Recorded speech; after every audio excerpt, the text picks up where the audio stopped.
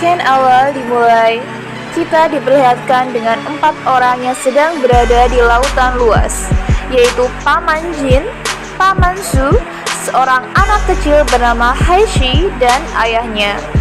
Karena tuntutan dari kerajaan yang mengharuskan memberikan persembahan mutiara duyung, Haishi diikat dengan tali dan diperintah sang ayah untuk berenang ke dalam air untuk menemukan sang duyung dan menariknya ke permukaan. Benar saja, ketika Haishi menyelam, ia disambut oleh segerombolan ikan dan seorang putri duyung yang sangat cantik.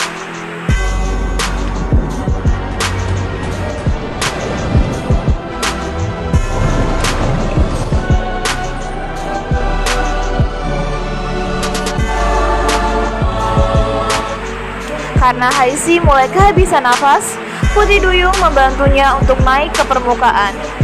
Setibanya di permukaan, sang paman memprovokasi sang ayah untuk tidak menyia-nyiakan kesempatan ini. Sang ayah pun langsung mencekik Haishi dengan sangat keras agar putri duyung kasihan dan mengeluarkan air mata. Benar saja, saat putri duyung menangis, air matanya berubah menjadi mutiara yang langsung membuat paman-pamannya turun ke air menjaring mutiara tersebut.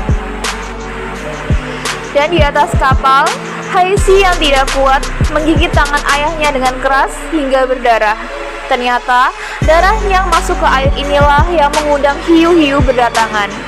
Seketika, kedua pamannya yang berada di air habis dimakan oleh hiu. Hingga akhirnya ombak besar pun datang dan membuat Haishi dan ayahnya harus menyelamatkan diri. Namun, sayangnya setelah menyelamatkan Haishi, sang ayah tidak bisa lolos dari cengkraman hiu, dan akhirnya ia termakan oleh hiu. Melihat hal tersebut, Haishi berusaha menolong sang ayah, tapi justru ia dikepung oleh komplotan hiu. Untungnya, Haishi berhasil diselamatkan oleh sang putri duyung, memberinya mutiara serta kekuatan.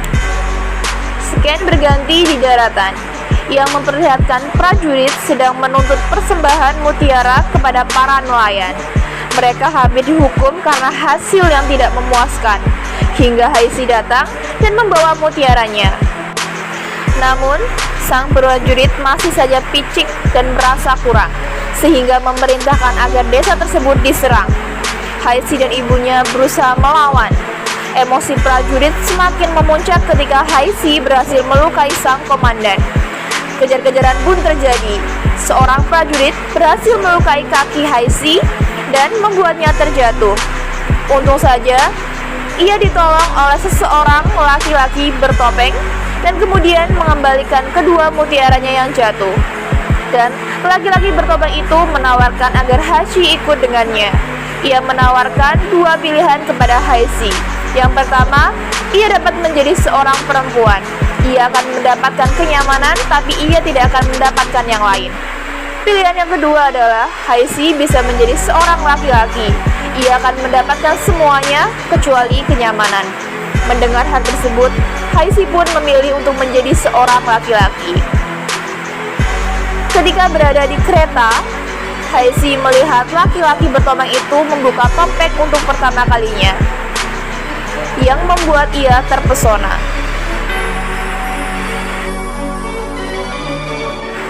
Scan beralih ke hutan yang memperlihatkan sang kaisar angkuh yang diperlihatkan oleh Su Kaicheng sedang memarahi bawahannya karena tidak becus dalam berburu. Di sini, mereka mulai diserang menggunakan bumerang oleh orang yang tidak dikenal. Di sisi lain, Haishi dan laki-laki bertopeng yang ia panggil sebagai Shifu atau guru sedang melakukan perjalanan menuju kota Tianqi. Ia berhenti sejenak untuk menolong sang kaisar. Mengetahui dia adalah sang kaisar yang telah menggerakkan prajurit untuk menyerang desanya, ia berusaha untuk melemparnya dengan batu, namun dihentikan oleh sang guru. Di keesokan paginya, guru mengatakan bahwa jika ia selalu di sebelahnya, maka akan sangat berbahaya. Ia bisa pergi selagi belum menyesal. Namun, Haishi menolak karena dia telah berjanji akan membalas jasa gurunya kelak dewasa.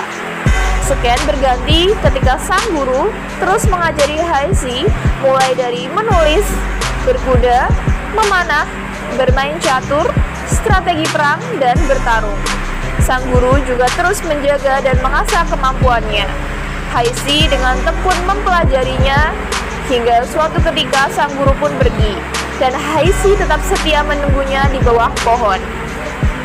Dan kini dia pun telah tumbuh menjadi wanita yang sangat cantik yang diperankan oleh Yang Mi.